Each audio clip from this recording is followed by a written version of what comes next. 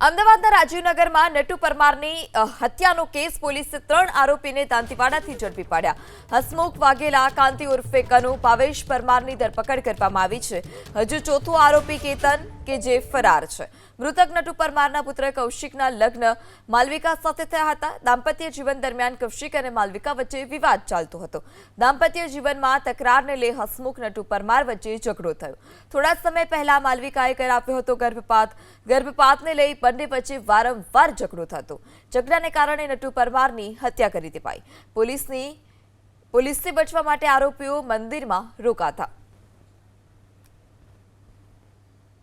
મરણ જનાર છે એના દીકરા છે કૌશિક અને કૌશિકની લગ્ન 5 વર્ષ અગાઉ પ્રેમ લગ્ન થયા હતા માલવિકા જોડે અને માલવિકાની મધર વર્ષાબેન જો મુખ્ય આરોપી છે હસમુખ વાઘેલાની કૌટુંબિક બહેન છે અને 28/4 વર્ષાબેન એના દીકરી માલવિકા અને કૌશિક જોડે ઝઘડો થતો હતો જેમાં હસમુખ સમાધાન માટે ગયા હતા અને તે પછી હસમુખ અને સાથીઓ જોડે કૌશિકને ઘરે ગયા હતા જ્યાં હસમુખ અને મરણ જનાર નટુભાઈ વચ્ચે ઝઘડો થયો હતો અને એ ઝઘડાની અદાવત રાખીને 2 તારીખના દરમિયાન એને હસમુખે अपने સાથીઓ સાથે જઈને એને લોખંડની પાઇપ અને લકડાથી માર મારેલ હતી જેમાં એની મૃત્યુ થઈ ગયેલ હતી।